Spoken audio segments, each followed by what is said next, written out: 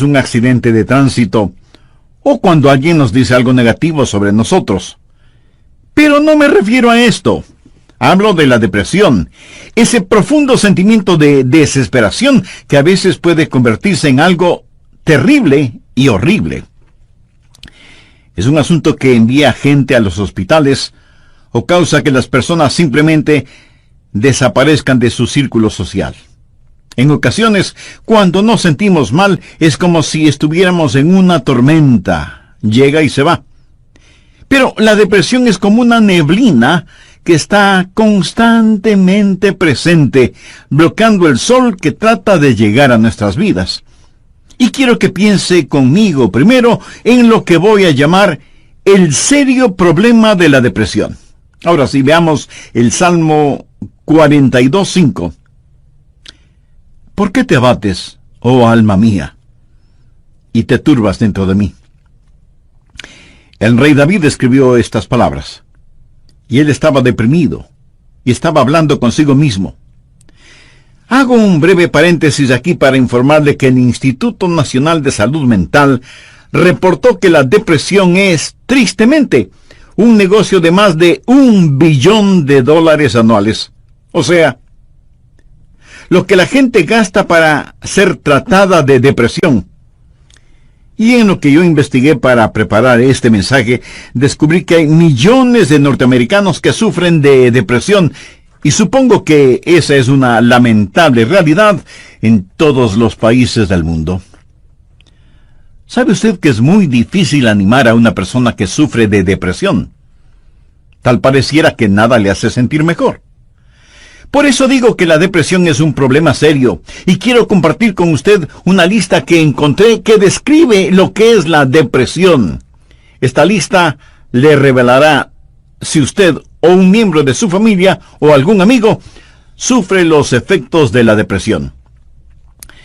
La depresión es un sentimiento de pasividad y apatía, un continuo estado de tristeza, una actitud de que nada está bien, o peor aún, nada vale la pena.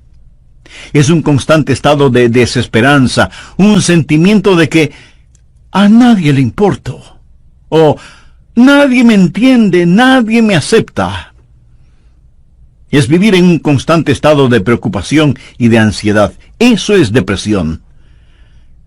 ¿Quiere saber si usted está deprimido? Aquí está la lista para que se haga una honesta evaluación. ¿Ha perdido toda iniciativa? Tal vez súbita o lentamente usted siente que quiere tirar la toalla. Siente repentinos deseos de llorar sin causa aparente. Se despierta de pronto por la noche y ya no puede volver a dormir.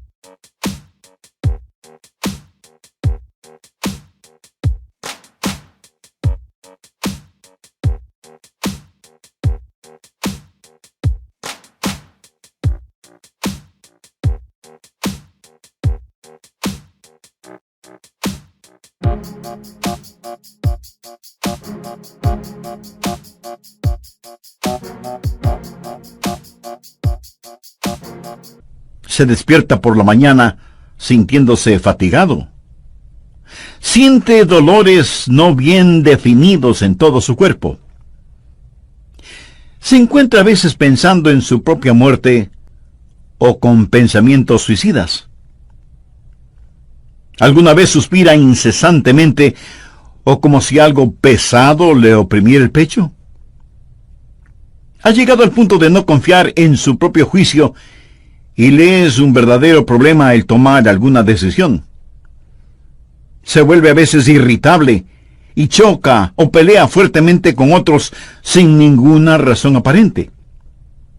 Está consciente de que nada, absolutamente nada le entusiasma. Permítame aclarar que esa no es mi lista. Pero estoy seguro que es la lista de alguien. Amigo, esa es la depresión de alguien que está deprimido o deprimida. Y a lo mejor alguno de quienes me escucha dirá, pastor, ese mensaje no es para mí porque yo no estoy deprimido. Felicitaciones.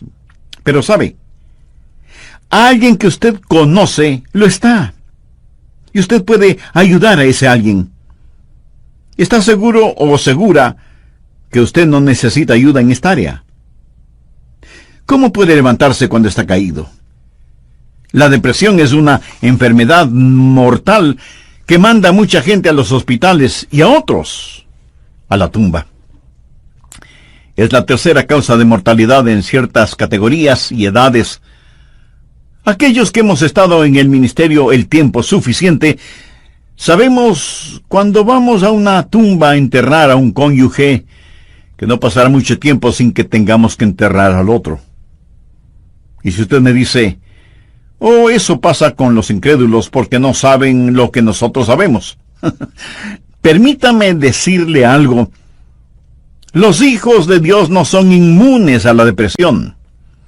Moisés, ese gran líder del pueblo de Dios, experimentó tal estado de depresión que le pidió a Dios que lo matara. Jonás, poderoso profeta de Dios, también le pidió a Dios que le quitara la vida.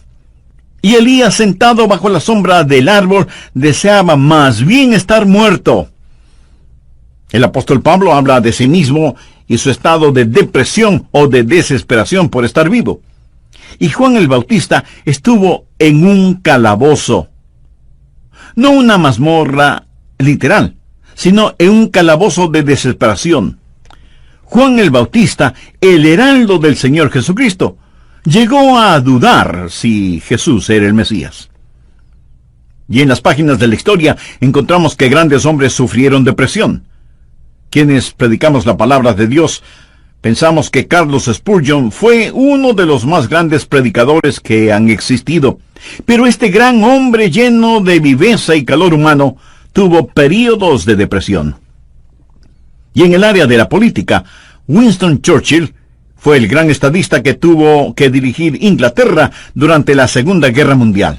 Indiscutible líder, a veces tenía ataques de depresión tan grandes que no atendía a nadie en su oficina. Y él se refería a la depresión como el gran perro negro que me tiene entre sus fauces. Cuando el rey David en el Salmo 42:5 dice, ¿por qué te abates, oh alma mía, y te turbas dentro de mí? Exteriormente, cuando esto sucedió, él tenía la razón de estar deprimido. Perdió a su hijo Absalón, a quien amaba profundamente, a pesar de que Absalón se sublevó contra su padre, lo traicionó, trató de arrebatarle el reino, y David tuvo que huir para salvar su propia vida. Luego Absalón muere trágicamente. En 2 Samuel 18:33 leemos, entonces el rey se turbó, y subió a la sala de la puerta y lloró, y yendo decía así, hijo mío, Absalón, ¿quién me diera que muriera yo en lugar de ti? Absalón, hijo mío, hijo mío. David huyó para salvar la vida. Él debía ser el rey. Pero perdió su fortuna, perdió su hogar, perdió su poder, perdió todo respaldo financiero, y como si todo esto fuera poco, David pecó contra Dios, cometió un horrible, terrible pecado que le costó la vida a su tierno hijo. Y luego su hija fue violada por su propio hermano, y tuvo una esposa que fue asaltada sexualmente, y ahora su hijo rebelde, Absalón, había encontrado la muerte en forma trágica. La nación sobre la cual David se suponía que era rey estaba en turbulencia. Así que exteriormente David tenía toda la razón para estar deprimido. Las cosas no podían estar peor que lo que estaban. ¿Por qué te abates, oh alma mía, y te turbas dentro de mí? Este salmo es un caso clínico de depresión. En primer lugar, David tuvo lo que yo llamo sequedad espiritual. Miremos, por favor, los primeros 2 versos de este Salmo 42. Como el ciervo brama por las corrientes de las aguas, así clama por ti, oh Dios, el alma mía. Mi alma tiene sed de Dios, del Dios vivo. ¿Cuándo vendré y me presentaré delante de Dios? David está sediento de Dios, pero siente como que si Dios estuviera lejano. David se siente como un ciervo rodeado por una jauría de perros de caza. Siente su sequedad espiritual, siente el temblar de su alma y piensa que a lo mejor Dios ya se olvidó de él. Mire lo que dice en el verso 9. Diré a Dios, roca mía, ¿por qué te has olvidado de mí? David está sediento de Dios, pero Dios parece que estuviera a años luz de distancia. ¿Dónde estás tú, Dios? ¿Por qué te has olvidado de mí? Sequedad espiritual. Dios no se había olvidado de él. Ese no es el punto. Y el rey continúa su lamento en el verso 3 diciendo, fueron mis lágrimas mi pan de día y de noche. Y aquí me imagino a David llorando incontrolablemente, este poderoso hombre de Dios, ahora llorando como una criatura. Todos tenemos momentos de tristeza, pero no siempre de llanto incontrolable, aunque puede ser así. Eso es un signo de depresión. No es como una lluvia de verano que cae y desaparece rápidamente, sino que es más bien como una neblina continua durante el día nublado. David siente vergüenza y se siente derrotado. Mire lo que dice en el verso 3. Fueron mis lágrimas mi pan de día y de noche, mientras me dicen todos los días, ¿dónde está tu Dios? Él sabe que sus enemigos están burlándose de él y está avergonzado. Se siente como un indigno testigo de Dios, y por supuesto que lo fue. ¿Sabe?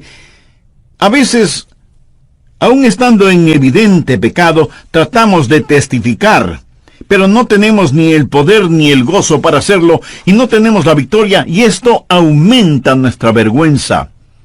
El sentido de culpa de David le hizo pensar que era una desgracia delante de Dios, y todo era peor por las recurrencias de sus memorias. Mire lo que dice en el verso 4.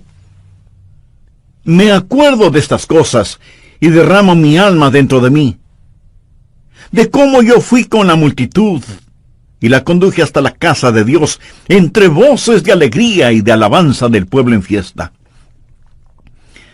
David recordaba mejores días.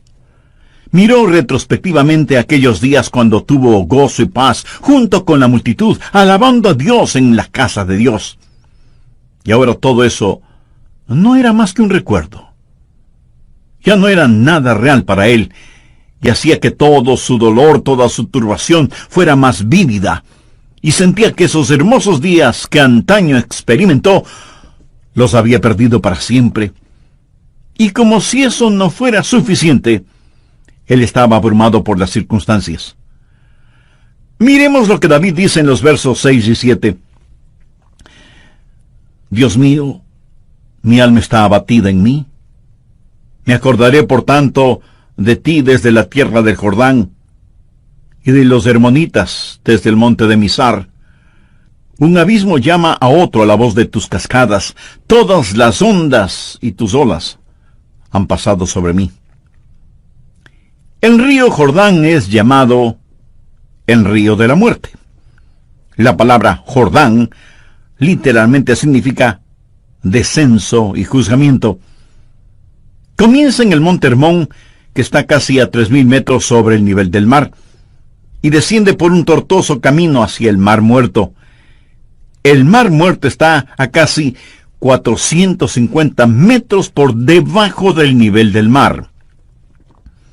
Y el río Jordán fluye hacia el Mar Muerto para no volver a aparecer. Así que, en la tipología bíblica, Jordán ha sido la representación de muerte y desesperación.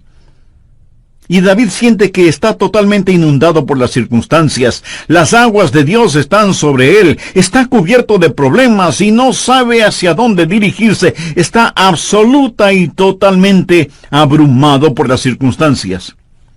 Y quiero decirle que estadísticamente, personas así son suicidas. Un jovencito de 16 años escribió la siguiente carta antes de suicidarse. Querido mundo, yo no quiero que me corten el pelo. Yo no quiero cuidar niños. Yo no quiero ir a ver a Gina mañana en el colegio. Yo no quiero hacer mis deberes de biología, de inglés, de historia, ni de ninguna otra materia. Yo ya no quiero estar triste o solo o deprimido. No deseo comer, ni beber, ni conversar, ni dormir, ni respirar. Sencillamente ya no quiero vivir. Papá, mamá, no es culpa de ustedes. Solo que no me siento libre, me siento enfermo, triste y solo, aunque esté rodeado de mis padres, hermanos, compañeros y amigos. Eso, mi amigo, es depresión y es muy, pero muy triste. La depresión es un serio problema. En segundo lugar, quiero que sepa y vea que hay una provisión espiritual para la depresión. Gracias a Dios, usted no tiene que estar deprimido. Dios ha hecho provisión para usted, para mí, para nuestras familias y para nuestros amigos, para todos aquellos que sufren depresión. Primero, usted tiene que mirarse interiormente y analizar su corazón. Veamos el Salmo 42, los versos del 5 al 7. ¿Por qué te abates, oh alma mía, y te turbas dentro de mí? Espera en Dios, porque aún he de alabarle, salvación mía y roca mía, Dios mío, mi alma está abatida en mí. Me acordaré por tanto de ti desde la tierra del Jordán, y de los hermonitas desde el monte de Mizar. Un abismo llama a otro a la voz de tus cascadas, todas tus ondas y tus olas han pasado sobre mí. Pero ahora quiero que note en forma particular que David comienza a hablar consigo mismo. Y si usted me pregunta si uno puede hablar con uno mismo, pues le diré que sí, David lo hizo. Y no me diga que usted nunca ha hablado con usted mismo, porque francamente no se lo voy a creer. Porque todos lo hacemos, consciente o inconscientemente. Note que David está hablando con su alma. El alma es el ego que vive dentro de cada uno de nosotros, no es el espíritu. El espíritu es su naturaleza espiritual, su alma es su naturaleza emocional, su mente, sus emociones, su voluntad, y David le habla a su alma. En el próximo programa terminaremos este estudio bíblico sobre la depresión, y espero que esto no lo deprima ahora. Antes de finalizar y sabiendo que la depresión no hace acepción de personas y la sufren santos y pecadores, permítame preguntarle en forma personal, ¿ha depositado su fe en el Señor Jesucristo? ¿A quién recurre cuando está deprimido? Recuerde que la causa de la depresión puede ser externa, pero la solución es interna, íntima, personal. Si usted aún no tiene a Jesús en su corazón, puede hacerlo este mismo momento. Ore con sus propias palabras de la siguiente manera. Señor Jesús, sé que eres el Hijo de Dios, que fuiste a la cruz para pagar la culpa de mis pecados, y que Dios te resucitó de entre los muertos. Este mismo momento te acepto en mi corazón como mi Salvador y mi Señor, y te ruego que tomes el control total de mi vida. Gracias por perdonarme. Gracias por darme nueva vida. Y ayúdame. Hay ocasiones en que nos desanimamos cuando no estamos felices acerca de alguien o de algo. O cuando perdemos el trabajo o tenemos un accidente de tránsito. O cuando alguien dice algo negativo sobre nosotros. Pero no me refiero a esto. Hablo de la depresión. Ese profundo sentimiento de desesperación que a veces puede convertirse en algo terrible y horrible. La depresión es un sentimiento de pasividad y apatía, un continuo estado de tristeza, una actitud de que nada está bien, o peor aún, nada vale la pena. Es un constante estado de desesperanza, un sentimiento de que a nadie le importo, o nadie me entiende, nadie me acepta. Es vivir en un constante estado de preocupación y de ansiedad. Eso es depresión. ¿Quiere usted saber si está deprimido? Aquí está la lista para que se haga una honesta evaluación. Ha perdido toda iniciativa. Tal vez súbita o lentamente usted siente que quiere tirar la toalla. Siente repentinos deseos de llorar sin causa aparente. Se despierta de noche y ya no puede volver a dormirse. Se despierta por la mañana sintiéndose fatigado. Siente dolores no bien definidos en todo su cuerpo.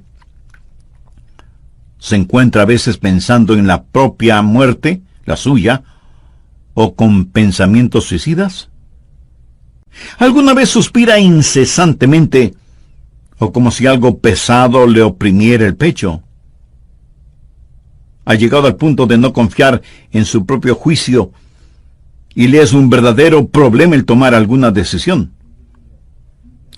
Se vuelve a veces irritable y choca o pelea fuertemente con otros sin ninguna razón aparente. Está consciente de que nada, absolutamente nada le entusiasma. Y si usted me dice, eso pasa con los incrédulos porque no saben lo que nosotros sabemos. Permítame decirle algo, los hijos de Dios no son inmunes a la depresión. Moisés, ese gran líder del pueblo de Dios, experimentó tal estado de depresión que él le pidió a Dios que lo matara. Jonás, poderoso profeta de Dios, también le pidió a Dios que le quitara la vida. Y Elías, sentado bajo la sombra de un árbol, deseaba más bien estar muerto. El apóstol Pablo habla de sí mismo y su estado de depresión o de desesperación por estar vivo. Y Juan el Bautista estuvo en un calabozo, no una mazmorra literal, sino en un calabozo de desesperación.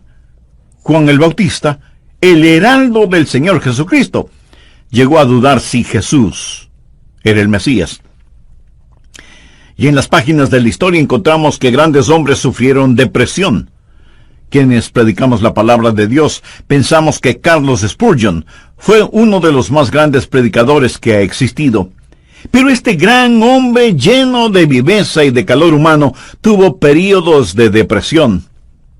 Y en el área de la política, Winston Churchill fue el gran estadista que tuvo que dirigir Inglaterra durante la Segunda Guerra Mundial. Indiscutible líder. A veces tenía ataques de depresión tan grandes que no atendía a nadie en su oficina. Y él se refería a la depresión como el gran perro negro que me tiene entre sus fauces. La nación sobre la cual David se suponía que era rey estaba en turbulencia. Así que exteriormente David tenía toda la razón para estar deprimido. Las cosas no podían estar peor de lo que estaban. ¿Por qué te abates, oh alma mía, y te turbas dentro de mí? Este salmo es un caso clínico de depresión. En primer lugar, David tuvo lo que yo llamo sequedad espiritual. Miremos, por favor, los primeros 2 versos de este Salmo 42. Como el ciervo brama por las corrientes de las aguas, así clama por ti, oh Dios, el alma mía. Mi alma tiene sed de Dios, del Dios vivo. ¿Cuándo vendré y me presentaré delante de Dios? David está sediento de Dios, pero siente como que si Dios estuviera lejano. David se siente como un ciervo rodeado por una jauría de perros de caza, siente su sequedad espiritual, siente el temblar de su alma y piensa que a lo mejor Dios ya se ha olvidado de él. Mire lo que dice en el verso 9, diré a Dios, roca mía, ¿por qué te has olvidado de mí? David está sediento de Dios. Pero Dios parece que estuviera a años luz de distancia. ¿Dónde estás tú, oh Dios? ¿Por qué te has olvidado de mí? sequedad espiritual. Dios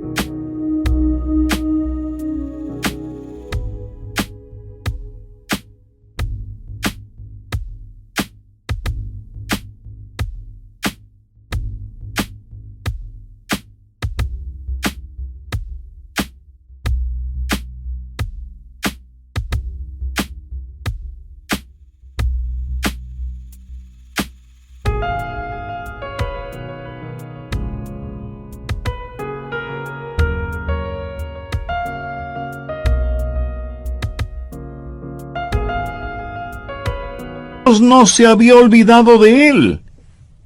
Pero ese no es el punto.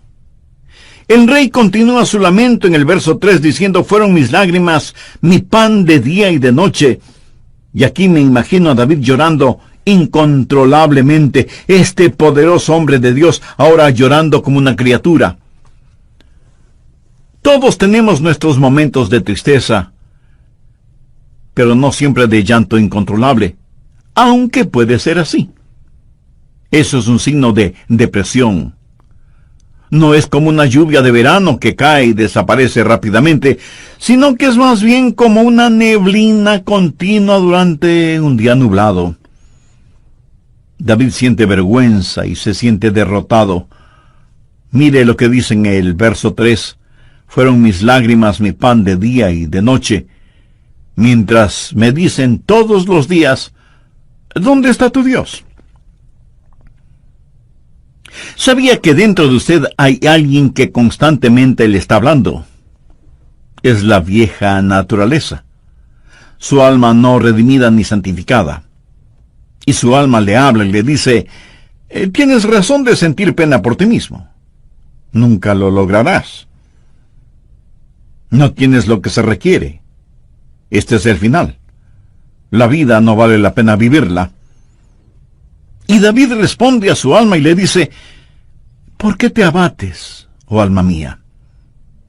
Y este es el momento en que usted toma control, sostiene firmemente a su alma frente a usted, le mira directamente a los ojos y le habla. Eso es lo que David hizo cuando le dijo: alma, ¿por qué te sientes así?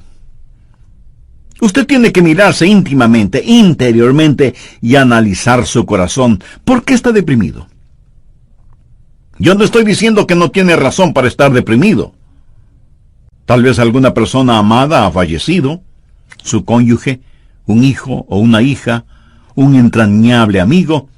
Si eso es verdad, entréguele su dolor a Dios, comparta su pena con quienes le aman, y tenga en cuenta que a pesar de cómo se sienta, la vida no ha terminado para usted. Tal vez tiene el corazón destrozado.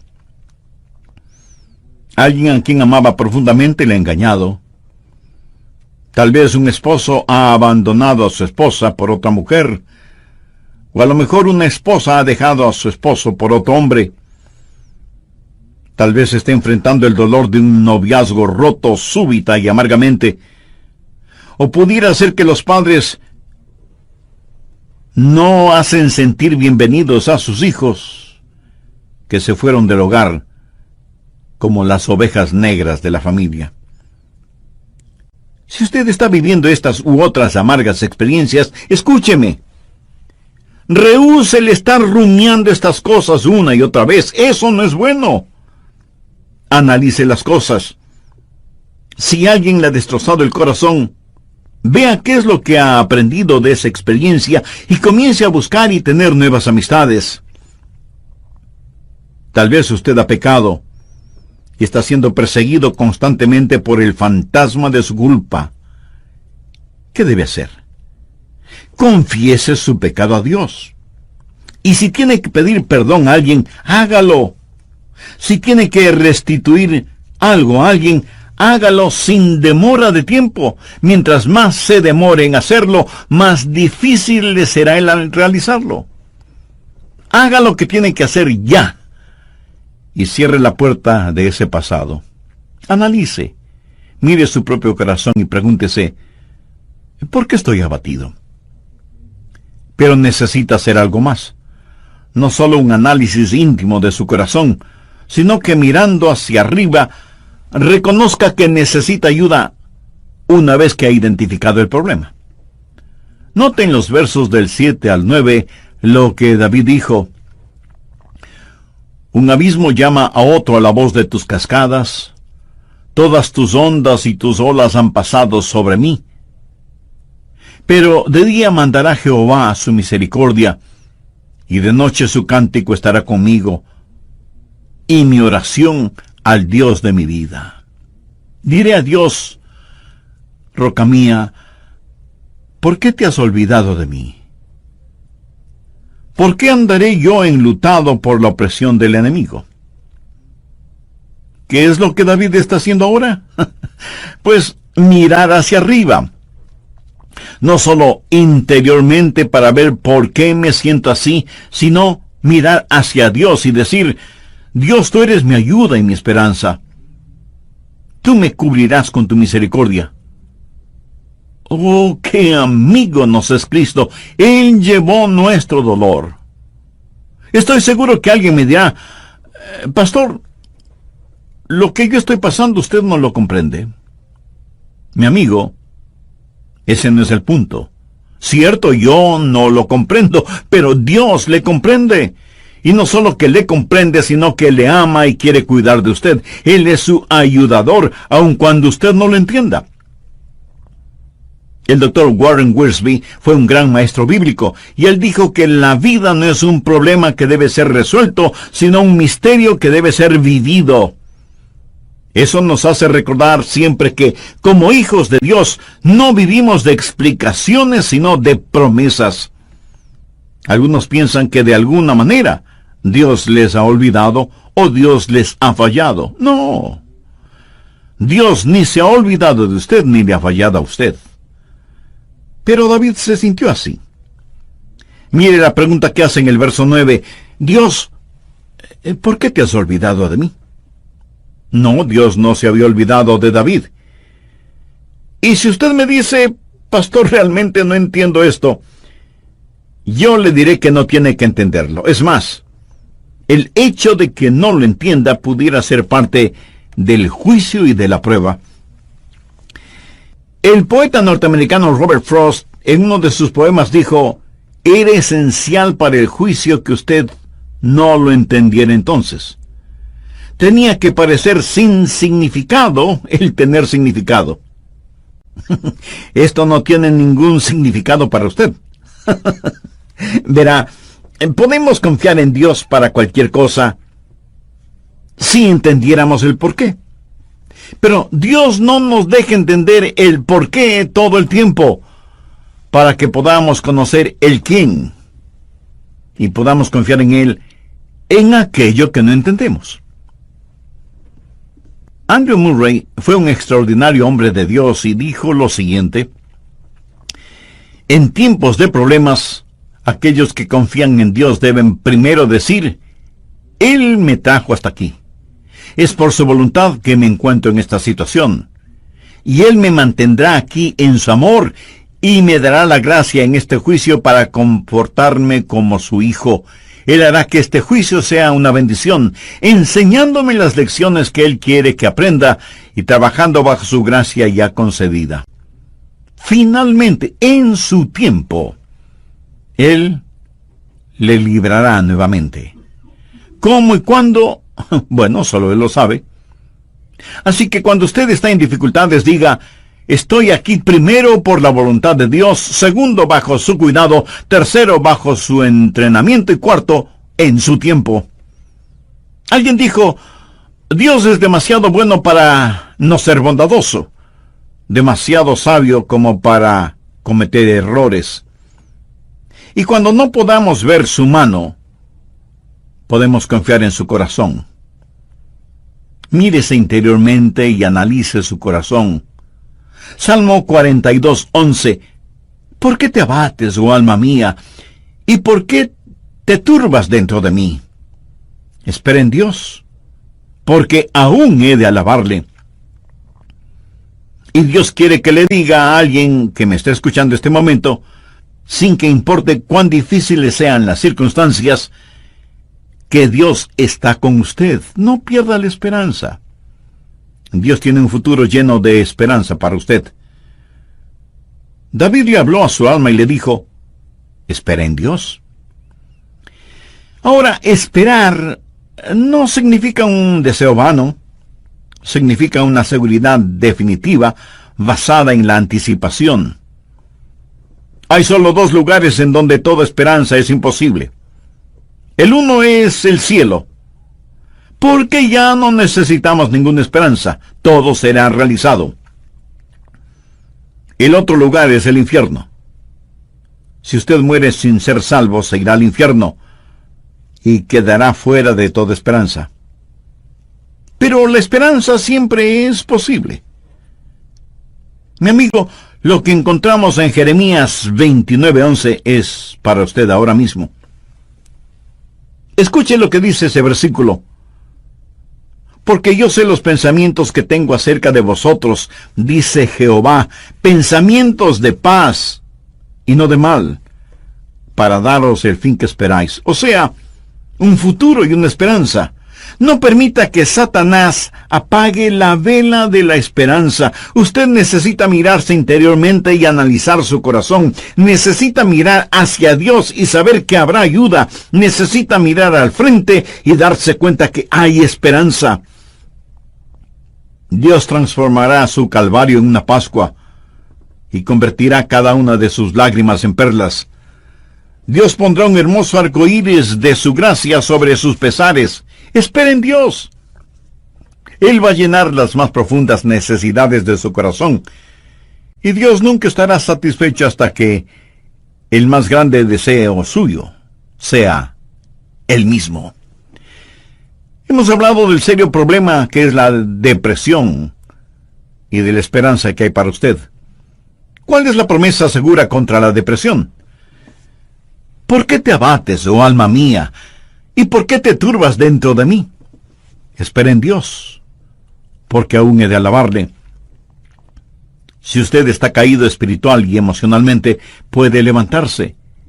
Y si hoy se siente deprimido, recuerde que Dios le ama. Ni una hoja cae al suelo sin que Él lo sepa. Sé que a veces abrazamos a las personas, les damos unas palmaditas en la espalda y les decimos que las cosas van a mejorar. Pero, mi amiga, mi amigo, escúcheme. Aparte de Jesús, no hay una verdadera esperanza para el mundo. Anoche, mientras meditaba en este mensaje que estoy compartiendo con usted, dije, Señor, no quiero hablar sobre la depresión.